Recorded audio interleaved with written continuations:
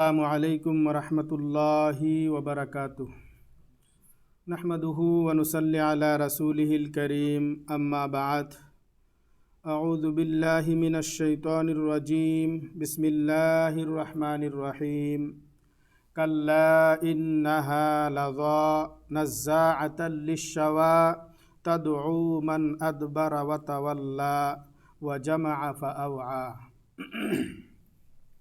محترم سامعین، اس سے پہلے کی درس میں ذکر کیا گیا تھا کہ جنت اللہ تبارک و تعالیٰ کی رحمت ہے اور جہنم اللہ تبارک و تعالیٰ کا عذاب ہے۔ اللہ جسے چاہے گا جنت میں داخل فرمائے گا اور جسے چاہے گا جہنم میں ڈالے گا۔ اور یہ بھی ذکر کیا گیا تھا کہ جہنم میں اکثر متکبر اور ظالم لوگ جائے گا۔ محترم سامعین، میں نے ابھی آپ حضرت کے سامنے جو آیات کریمہ تلاوت کی ہے، یہ سورۃ المعارج کی آیات ہے۔ اللہ تبارک و تعالیٰ نے اس آیات کریمہ میں فرماتا ہے کلا انہا لظی نزاعۃ للشوی تدعو من ادبر وتولی وجمع فاوعی۔ ہرگز نہیں، بے شک وہ ایک بھڑکتی ہوئی آگ ہے، جو آگ کھال کھینچ لے گی اور چامڑیاں اکھاڑ دے گی۔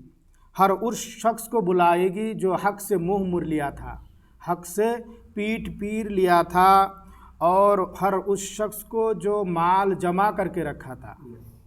محترم سامعین، اس آیت کریمہ میں اللہ تبارک و تعالیٰ نے جہنم کی آگ کی شدت کو بیان کرتے ہوئے فرماتا ہے کہ بے شک وہ بھڑکتی ہوئی آگ ہے جو انسان کی کھالیں کھینچ لے گی، چامڑیاں اکھاڑ دے گی، اور ہر اس شخص کو پکارے گی، بلائے گی جو حق سے منہ مر لیا تھا، حق سے پیٹ پھیر لیا تھا اور مال جمع کر کے رکھتا تھا، اللہ کے راہ میں خرچ نہیں کرتا تھا۔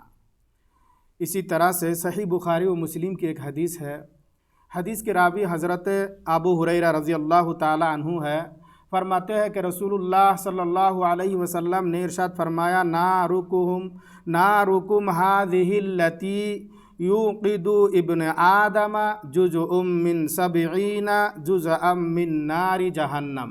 حضرت ابو ہریرہ رضی اللہ تعالی عنہ فرماتے ہیں کہ اللہ کے رسول صلی اللہ علیہ وسلم نے ارشاد فرمایا، تمہاری یہ آگ جو بنو آدم جلاتے ہیں، یہ جہنم کی آگ کے 70 حصے میں سے ایک حصہ ہے۔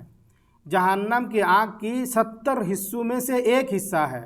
صحابہ کرام کہتے ہیں کہ اللہ کے رسول صلی اللہ علیہ وسلم، جب یہ آگ جہنم کی 70واں حصہ ہے تب یہی کافی تھی؟ تو اللہ کے رسول صلی اللہ علیہ وسلم فرماتے ہیں کہ جہنم میں جو آگ ہے اس سے 69 گنا زیادہ شدید ہے، دنیا کی آگ سے 69 گنا زیادہ شدید ہے، اور ہر ایک حصہ کا گرمی اور شدت دنیا کی پوری آگ کے برابر ہے۔ یعنی جو 69 گنا ہے جہنم میں، اس میں سے ہر ایک کی گرمی، ہر ایک کی شدت، ہر ایک حصہ کی گرمی پوری دنیا کی آگ کے برابر ہے۔ اسی طرح سے صحیح بخاری و مسلم کی حدیث ہے۔ حدیث کے راوی حضرت انس رضی اللہ تعالی عنہ ہے۔ فرماتے ہیں کہ رسول اللہ صلی اللہ علیہ وسلم نے ارشاد فرمایا ہے کہ جو شخص دنیا میں سب سے زیادہ خوشحالی میں تھے، سب سے زیادہ عیش و آرام میں رہتے تھے، اس شخص کو کل قیامت کے دن لایا جائے گا اور کہا جائے گا انہیں جہنم میں ایک غوطہ دیا جائے۔ جب انہیں جہنم میں ایک غوطہ دیا جائے گا، پھر اسے پوچھا جائے گا کہ اے ابن آدم، تم نے دنیا میں کبھی کوئی خوشحالی، کوئی عیش آرام دیکھی تھی؟ تو وہ شخص جواب دیتے ہوئے کہے گا کہ اللہ کی قسم، میں نے دنیا میں کوئی خوشحالی کبھی نہیں دیکھی۔ یعنی اس شخص کو جب جہنم میں ایک غوطہ دیا جائے گا لمحہ برابر کے لیے، تو وہ دنیا کی پوری عیش و آرام کو، خوشحالی کو بھول جائے گا۔ یعنی جہنم کی آگ اتنی شدید ہوگی، جہنم کا عذاب اتنا سخت ہوگا، وہ شخص دیکھتے ہی دنیا کے تمام عیش و آرام کو، خوشحالی کو بھول جائے گا۔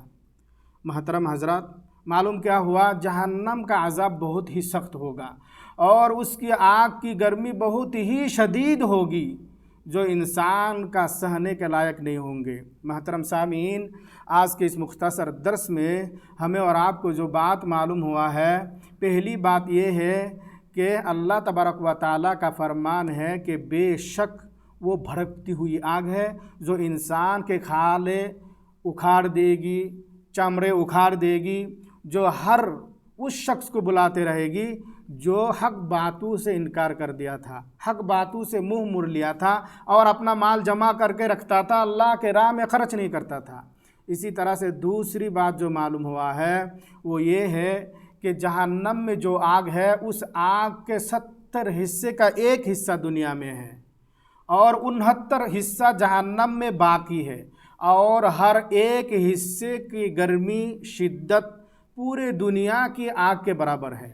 اسی طرح سے تیسری بات جو معلوم ہوا ہے وہ یہ ہے کہ جہنم کے عذاب کو وہ شخص جو دنیا میں ہمیشہ عائش و آرام میں رہتے تھے، خوشحالی میں رہتے تھے، کبھی کوئی دکھ غم نہیں دیکھے، اس کو جب جہنم میں ایک گوتا دیا جائے گا، جہنم کے عذاب کو دیکھتے ہی دنیا کی تمام خوشحالی کو، عائش و آرام کو بھول جائے گا۔